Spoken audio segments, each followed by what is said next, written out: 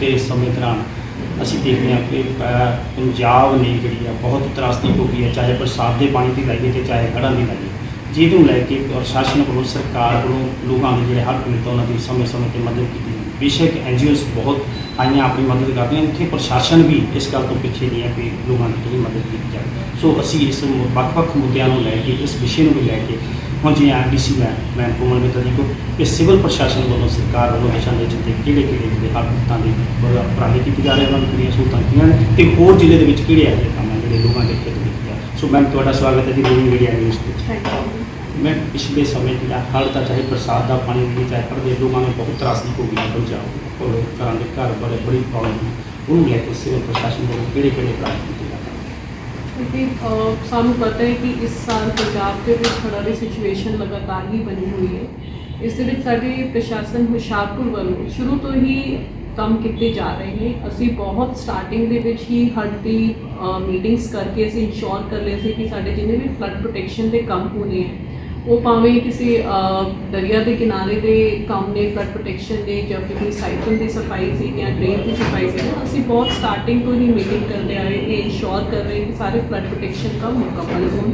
साडी SDM वालों sub division पद्धर से इन्होंने कामों का निरीक्षण किया जा रहा है तो फ्लड शुरू होने तो पहले ही सारे फ्लड प्रोटेक्शन काम पूरे कर लिए थे। इस तो बाद पर जदों मीह का पानी बहुत ज़्यादा आया, सानू सब तो पहला गढ़शंकर हल्के दे विच दिक्कत पेश आई। उत्थे क्योंकि सीधा पहाड़ों तो पानी आता है, गढ़शंकर के कुछ पिंडों के विच पानी आ गया सी। उत्थे असी जदों देखा तो मेन कारण ये सी कि पुराने जो खड़ जब पुरानी चो चलती सी, पुराने नाले सी वो लोगों ने भुल लए सी। हुण उत्थे निकासी नहीं सी, किते असी सारे मौके भी देखे, काफ़ी थावां इहो जिहियां सीगियां जिथे सानू भी पता नहीं लग्या कि पुराना नाला या पुरानी खड़ कित्थे सी, क्योंकि प्राइवेट मालकी होने करके समय के नाल नाल लोगों ने ये सारे नाले सारे खड्डां भुल लए सी।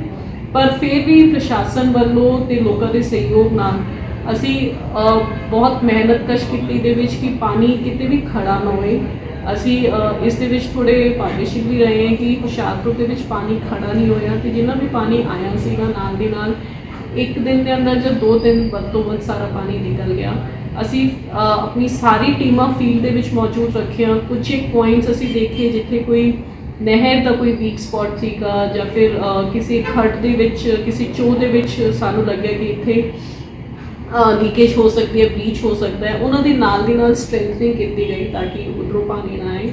तो इस तो बाद मीह दे विच सानू थोड़ी दिक्कत आई सी अपने दसवा ते टांडा हल्के दे विच। उत्थे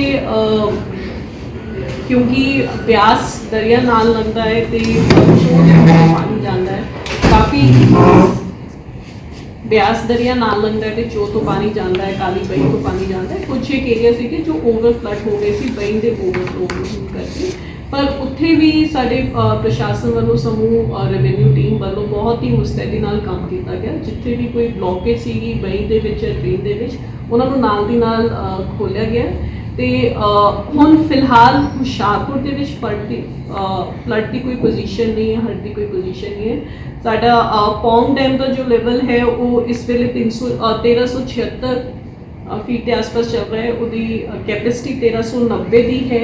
साडे कोल सफिशिएंट उत्थे बफर मार्जिन अवेलेबल है।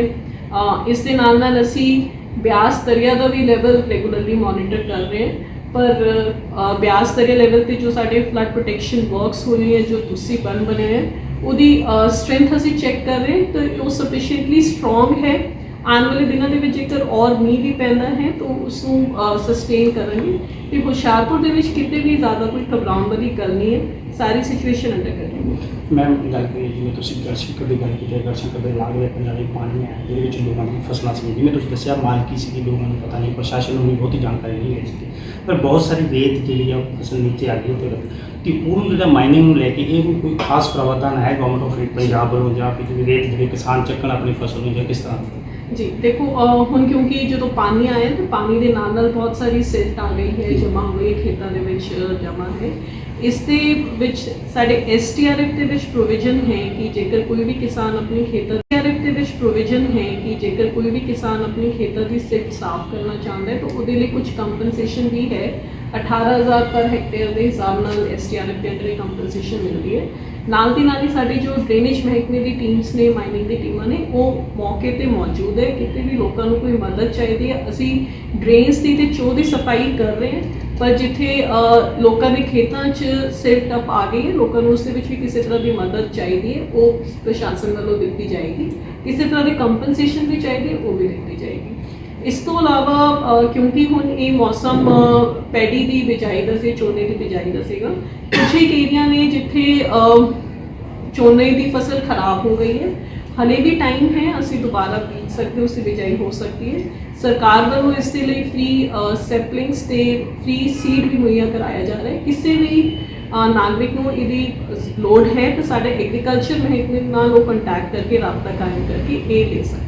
मैम जिमें पानी की गल करिए, पानी के नाल बहुत सारे जिथे पानी बढ़ गया उत्थे बहुत सारिया बीमारियां जिहड़ियां घातक बीमारियां जिहड़ियां सिविल हॉस्पिटल या सरकार वालों सिविल प्रशासन सिविल साथी या होर इन्होंने पे दरपेश किए गए कि इन्होंने चैकिंग लिए किहड़े पीड़ा मतलब फ्लड तो बाद नैचुरल तौर पे जो पानी नाल रिलेटेड बीमारियां है वो बढ़ जाती हैं, जिवें डायरिया, कोलरा या फिर हुण डेंगू का भी मौसम है। वो सब ਤੇ ਪ੍ਰਸ਼ਾਸਨ ਵੱਲੋਂ ਸਾਡੇ ਹੈਲਥ ਡਿਪਾਰਟਮੈਂਟ ਵੱਲੋਂ ਟੀਮਾਂ ਬਣਾ ਕੇ ਜਿੱਥੇ ਵੀ ਪਾਣੀ ਆਇਆ ਸੀ ਉੱਥੇ ਮੈਡੀਕਲ ਕੈਂਪਸ ਲਗਾਏ ਜਾ ਰਹੇ ਨੇ।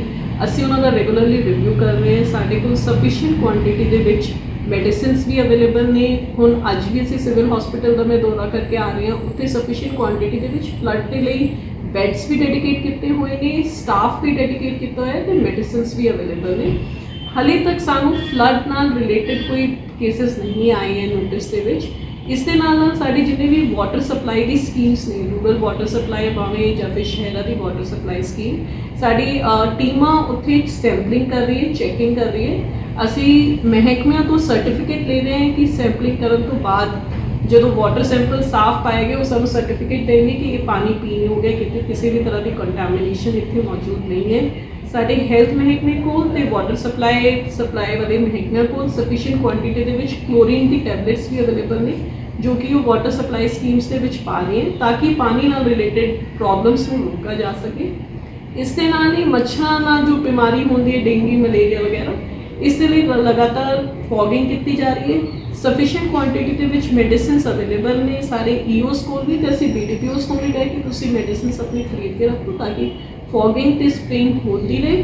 ਤੇ ਫਰਾਈਡੇ ਇੱਕ ਡਰਾਈ ਡੇ ਅਸੀਂ ਮਨਾਉਂਦੇ ਜਿਸ ਦੇ ਵਿੱਚ ਤਰ੍ਹਾਂ ਦੀ ਚੈਕਿੰਗ ਹੁੰਦੀ ਹੈ, ਕਿੱਥੇ ਪਾਣੀ ਇਕੱਠਾ ਹੋਇਆ, ਲੋਕਾਂ ਦੇ ਚਲਾਨ ਵੀ ਕੀਤੇ ਜਾਂਦੇ ਤੇ ਨਾਲ ਹੀ ਲਾਰਵਾਸਾਈਡ ਸਪਰੇ ਵੀ ਕੀਤਾ ਜਾਂਦਾ ਹੈ। मैम इतों हट के एक अलग सवाल क्या वोटर्स की गल हुई सी अपना वोटर के नवे वोटर जो बनाने वोटर की सदायकी वो जो प्रशासन ने शुरू किया वो टीम्स किस तरह नवे वोटर्स ਹੁਣ ਇਸ ਟਾइम ਸਮਰੀ ਰਿਵੀਜ਼ਨ ਚੱਲ ਰਹੀ ਹੈ, ਵੋਟਰ ਦੀ ਸੁਣਵਾਈ ਚੱਲ ਰਹੀ ਹੈ, ਜਿਸ ਦੇ ਲਈ BLOs ਡੋਰ ਟੂ ਡੋਰ ਜਾ ਕੇ ਵੈਰੀਫਿਕੇਸ਼ਨ ਕਰ ਰਹੇ हैं। एक BLO ऐप बनी हुई है जिसके उत्ते डोर टू डोर जाके वेरीफिकेशन होती है। कोई भी अपनी वोट नवी बनवाना चाहता है ਜਾਂ ਚੇਂਜ ਕਰਾਉਣਾ ਚਾਹੁੰਦਾ ਹੈ, ਆਪਣਾ ਐਡਰੈਸ ਚੇਂਜ ਕਰਾਉਣਾ ਚਾਹੁੰਦਾ ਹੈ, ਕੋਈ ਮੈਂਬਰ ਐਡ ਕਰਾਉਣਾ ਚਾਹੁੰਦੇ, ਹੁਣ ਸਮਾਂ ਹੈ ਅਸੀਂ ਇਹ ਵਾਲਾ ਕੰਮ ਕਰਾ ਲਈਏ। ਆਪਣੇ BLO ਨਾਲ ਤੁਸੀਂ ਰਾਬਤਾ ਕਾਇਮ ਕਰ ਸਕਦੇ ਹੋ ਤੇ ਨਾਲ ਦੀ ਨਾਲ BLOs ਘਰ ਆ ਕੇ ਵੀ ਇਹ ਕੰਮ ਕਰ ਰਹੇ ਹੋ। ਮੈਂ ਉਹਦਾ ਸਪੀਕਰ ਆ ਗਿਆ ਮੈਂ ਪਲਾਂਟੇਸ਼ਨ ਕੀਤੀ ਹੈ ਲਾਸਟ ਟਾਈਮ ਕੁਝ ਨਾਲ ਹੋਰ ਸਪੈਸ਼ਲ ਪ੍ਰੋਜੈਕਟ ਲਿਖੇ ਲਿਖੇ ਜਾਂ ਸਿਰ ਪ੍ਰਸ਼ਾਸਨ ਦੇ ਸੈਟ ਦੇ ਨਾਲ। देखिए ਅਸੀਂ ਜਿਹੜਾ ਹੁਣ ਸੀਜ਼ਨ ਆਇਆ ਫਲੱਡ ਦਾ, ਕਿਉਂਕਿ ਬਹੁਤ ਸਾਲਾਂ ਬਾਅਦ ਇਸ ਤਰ੍ਹਾਂ ਦੀ ਨਹੀਂ ਦੇਖਿਆ ਗਿਆ, ਸਾਡੇ ਨਾਲ ਵੱਖ-ਵੱਖ NGOs ਵੀ ਜੁੜਿਆ ਨੇ ਤੇ ਮੈਨੂੰ ਬੜੀ ਇਹ ਗੱਲ ਦੱਸਦੇ ਹੋਏ ਵੀ ਬਹੁਤ ਖੁਸ਼ੀ ਹੁੰਦੀ ਕਿ ਸਾਡੇ ਪ੍ਰਸ਼ਾਸਨ ਵੱਲੋਂ ਬੜੀ ਮੁਸਤੈਦੀ ਨਾਲ ਇਹ ਸਾਰਾ ਕੰਮ ਕੀਤਾ ਗਿਆ। ਜਿਸ ਦਿਨ ਵੀ ਮੀਂਹ ਦਾ ਮੌਸਮ ਹੁੰਦਾ ਸਾਡੀ ਸਾਰੀ ਟੀਮ ਫੀਲਡ ਦੇ ਵਿੱਚ ਮੌਜੂਦ ਹੁੰਦੀ ਹੈ। ਕਿਤੇ ਨਾਲ ਦੀ ਨਾਲ ਡਰੇਨ ਦੀ ਸਫਾਈ ਕਰਨੀ ਹੈ, ਕੋਈ ਨਾਲੇ ਦੇ ਵਿੱਚ ਕੁਝ ਆ ਗਿਆ, ਉਹ ਸਾਡੀ ਨਗਰ ਨਿਗਮ ਦੀ ਟੀਮ, BDPOs ਦੀ ਟੀਮ ਸਾਰੀ ਫੀਲਡ 'ਚ ਮੌਜੂਦ ਹੁੰਦੀ ਹੈ। ਤੇ ਲੋਕਾਂ ਨੂੰ ਕਿਸੇ ਵੀ ਤਰ੍ਹਾਂ ਦਾ ਰਿਲੀਫ ਚਾਹੀਦਾ ਹੈ, ਸਾਡੇ ਕੋਲ ਕੁਝ NGOs ਵੀ ਹੈ ਜੋ ਆ ਕੇ ਮਦਦ ਕਰ ਰਹੇ ਹਨ। ਸਰਕਾਰ ਦੀ ਪਾਲਿਸੀ ਦੇ ਤਹਿਤ ਹੀ ਕਿਸੇ ਦੇ ਮਕਾਨਾਂ ਦਾ ਨੁਕਸਾਨ ਹੋ ਗਿਆ ਬਾਰਿਸ਼ ਦੇ ਵਿੱਚ, ਉਸ ਦੇ ਲਈ ਵੀ ਕੰਪਨਸੇਸ਼ਨ ਅਵੇਲੇਬਲ ਹੈ। ਮੈਂ ਸਾਰਿਆਂ ਨੂੰ ਇਹੀ ਰਿਕੁਐਸਟ ਕਰਾਂਗੀ ਕਿ ਤੁਸੀਂ ਆ ਕੇ ਆਪਣੇ ਤਹਿਸੀਲਦਾਰ ਨੂੰ ਜਾਂ ਫਿਰ ਪਟਵਾਰੀ ਨੂੰ ਇੱਕ ਵਾਰੀ ਨੋਟ ਕਰਾ ਦਿਓ, ਉਹ ਇਸ 'ਤੇ ਰਿਪੋਰਟ ਕਰਕੇ ਸਾਨੂੰ ਦੇ ਦਾਂਗੇ ਤਾਂ ਕਿ ਇਸ ਤਰ੍ਹਾਂ ਦੇ ਨੁਕਸਾਨ ਦੀ ਭਰਪਾਈ ਕੀਤੀ ਜਾ ਸਕੇ। ਮੈਂ ਹੁਣ ਤੁਹਾਡੇ ਚੈਨਲ ਨਾਲ ਲੋਕਾਂ ਨੂੰ ਜ਼ਰੂਰੀ ਅਪੀਲ ਕਰਨਾ ਚਾਹਾਂਗੀ ਕਿ ਹਾਲੇ ਵੀ ਕਿਉਂਕਿ ਫਲੱਡ ਦਾ ਸੀਜ਼ਨ ਮੌਜੂਦ ਹੈ, ਕੁਝ ਹੀ ਗੱਲਾਂ ਦਾ ਆਪਾਂ ਧਿਆਨ ਰੱਖੀਏ। ਸਭ ਤੋਂ ਜ਼ਰੂਰੀ ਇਹ ਅਪੀਲ ਕਰਨਾ ਚਾਹਾਂਗੀ ਕਿ ਹਾਲੇ ਵੀ ਕਿਉਂਕਿ ਫਲੱਡ ਦਾ ਸੀਜ਼ਨ ਮੌਜੂਦ ਹੈ, ਕੁਝ ਹੀ ਗੱਲਾਂ ਦਾ ਆਪਾਂ ਧਿਆਨ ਰੱਖੀਏ। ਸਭ ਤੋਂ ਪਹਿਲਾਂ ਤਾਂ ਕਿਉਂਕਿ ਹੁਸ਼ਿਆਰਪੁਰ ਦੇ ਵਿੱਚ ਚੋਅ ਬਹੁਤ ਜ਼ਿਆਦਾ ਹੈ, ਖੱਡ ਹੈ, ਨਹਿਰ ਹੈ, ਅਸੀਂ ਇਹਨਾਂ ਤੋਂ ਜਿੰਨੇ ਵੀ ਲੋ ਲਾਈਂਗ ਏਰੀਆਜ਼ ਨੇ ਇਹਨਾਂ ਤੋਂ ਥੋੜੀ ਦੂਰੀ ਬਣਾਏ ਰੱਖਣ। ਸਾਨੂੰ ਨਹੀਂ ਪਤਾ ਕਿਸੇ ਤਰ੍ਹਾਂ ਦੀ ਫਲੱਡਿੰਗ ਹੋ ਜਾਏ ਜਾਂ ਫਿਰ ਕਿਸੇ ਦੇ ਨਾਲ ਕਿਸੇ ਤਰ੍ਹਾਂ ਦਾ ਜਾਨੀ ਨੁਕਸਾਨ ਹੋ ਜਾਏ। ਸੈਕੰਡਲੀ ਕਿਉਂਕਿ ਬਿਮਾਰੀਆਂ ਦਾ ਵੀ ਇਸ ਸੀਜ਼ਨ ਦੇ ਵਿੱਚ ਅਕਸਰ ਬਿਮਾਰੀਆਂ ਫੈਲਦੀਆਂ, ਅਸੀਂ ਆਪਣੀ ਹੈਲਥ ਦਾ ਧਿਆਨ ਰੱਖੀਏ, ਪਾਣੀ ਸਾਫ਼ ਸੁਥਰਾ ਪੀਏ, ਜੇਕਰ ਲੋੜ ਹੈ ਤਾਂ ਫਿਰ ਉਸਨੂੰ ਬੋਇਲ ਕਰਕੇ ਪੀਏ, ਕਿਸੇ ਵੀ ਗੰਦਗੀ ਦੀ ਥਾਂ ਤੇ ਨਾ ਜਾਈਏ, ਆਸ-ਪਾਸ ਸਾਫ਼ ਸਫਾਈ ਬਣਾ ਕੇ ਰੱਖਣ। ਜੇਕਰ ਕਿਸੇ ਤਰ੍ਹਾਂ ਦੀ ਵੀ ਕੋਈ ਸ਼ਿਕਾਇਤ ਹੁੰਦੀ ਹੈ, ਸਾਡੇ ਹੈਲਥ ਸਿਸਟਮ ਦੇ ਕੋਲ ਪੂਰੀ ਸੁਵਿਧਾਵਾਂ ਅਵੇਲੇਬਲ ਨੇ ਤਾਂ ਕਿ ਠੀਕ ਟ੍ਰੀਟਮੈਂਟ ਦਿੱਤਾ ਜਾ ਸਕੇ, ਅਸੀਂ ਹੈਲਥ ਸਿਸਟਮ ਨੂੰ ਅਪਰੋਚ ਕਰੀਏ। ਤੇ ਥਰਡਲੀ ਮੈਂ ਇੱਕ ਗੱਲ ਜੋ ਬਹੁਤ ਸਾਰੇ ਹੀ ਹੁਸ਼ਿਆਰਪੁਰ ਪਾਸੇ ਨੂੰ ਅਪੀਲ ਕਰਨਾ ਚਾਹੁੰਦੀ ਹਾਂ, ਜਦੋਂ ਵੀ ਫਲੱਡ ਦਾ ਸੀਜ਼ਨ ਆਉਂਦਾ, ਮੌਸਮ ਆਉਂਦਾ, ਅਸੀਂ ਦੇਖਦੇ ਜ਼ਿਆਦਾ ਦਿੱਕਤ ਹੁੰਦੀ ਹੈ ਸਾਡੇ ਆਪਣੇ ਕਬਜ਼ੇ ਕਰਕੇ ਕਿ ਅਸੀਂ ਕਿੱਥੇ ਪਾਣੀ ਦਾ ਜੋ ਨੈਚੁਰਲ ਫਲੋ ਹੈ ਉਸ ਨੂੰ ਰੋਕਿਆ ਹੋਇਆ ਹੈ, ਕੋਈ ਆਬਸਟਰਕਸ਼ਨ ਕੀਤੀ ਹੋਈ ਹੈ ਡਰੇਨ ਦੀ, ਨਾਲੇ ਦੀ, ਤਾਂ ਦਿੱਕਤ ਆਉਂਦੀ ਹੈ। ਜੇਕਰ ਇਸ ਤਰ੍ਹਾਂ ਦੇ ਕੋਈ ਕਬਜ਼ੇ ਹੈ ਅਸੀਂ ਉਹਨਾਂ ਨੂੰ ਪਲੀਜ਼ ਛੱਡ ਦਈਏ ਤਾਂ ਕਿ ਅੱਗੇ ਪਾਣੀ ਦਾ ਜੋ ਨੈਚੁਰਲ ਫਲੋ ਹੈ ਉਸ ਹਿਸਾਬ ਨਾਲ ਪਾਣੀ ਨਿਕਲ ਸਕੇ ਤੇ ਕਿਸੇ ਨੂੰ ਵੀ ਦਿੱਕਤ ਨਾ ਆਏ। ਬਹੁਤ ਬਹੁਤ ਧੰਨਵਾਦ ਮੈਮ। ਤੁਸੀਂ ਦੋਸਤੋ ਇਹ ਸਨ ਡਿਪਟੀ ਕਮਿਸ਼ਨਰ ਮੈਡਮ ਕੋਮਲ ਮਿੱਤਲ, ਜਿਨ੍ਹਾਂ ਨੇ ਬਹੁਤ ਹੀ ਵਧੀਆ ਤਰੀਕੇ ਨਾਲ ਸਰਕਾਰ ਵੱਲੋਂ ਦਿੱਤੀਆਂ ਜਾਣ ਵਾਲੀਆਂ ਸਹੂਲਤਾਂ, ਚਾਹੇ ਉਹ ਬਾਗ ਪੀੜਤ ਹੋਣ, ਚਾਹੇ ਉਹ ਕਿਸੇ ਮੈਡੀਕਲੀ ਪ੍ਰੋਬਲਮ ਹੋਣ, ਚਾਹੇ ਕਿਸੇ ਤਰ੍ਹਾਂ ਦੀਆਂ, ਤੇ ਨਾਲ ਦੇ ਨਾਲ ਵੋਟਿੰਗ ਸਥਾਈ ਬਾਰੇ ਵੀ ਦੱਸਿਆ, ਤੇ ਨਾਲ ਹੀ ਉਹਨਾਂ ਨੇ ਅਪੀਲਸ ਕੀਤੀਆਂ ਜਿਹੜੀਆਂ ਬਹੁਤ ਵਧੀਆ ਢੰਗ ਨਾਲ ਕੀਤੀਆਂ ਵੀ ਕਿਸ ਤਰ੍ਹਾਂ ਉਹਨਾਂ ਫਲੱਡਸ ਤੋਂ ਸਾਨੂੰ ਬਚ ਕੇ ਰਹਿਣਾ ਚਾਹੀਦਾ, ਜਿੱਥੇ ਜਿੱਥੇ ਏਰੀਆ ਜਿੱਥੋਂ ਨੁਕਸਾਨ ਹੋ ਸਕਦਾ ਹੈ। ਸੋ ਅਸੀਂ ਕੋਸ਼ਿਸ਼ ਕਰਾਂਗੇ, ਡੀਸੀ ਮੈਮ ਨਾਲ ਕੀਤੀ ਗੱਲਬਾਤ ਆਪਣੇ ਚੈਨਲ ਦੇ ਮਾਧਿਅਮ ਨਾਲ ਲੋਕਾਂ ਤੱਕ, ਆਵਾਮ ਤੱਕ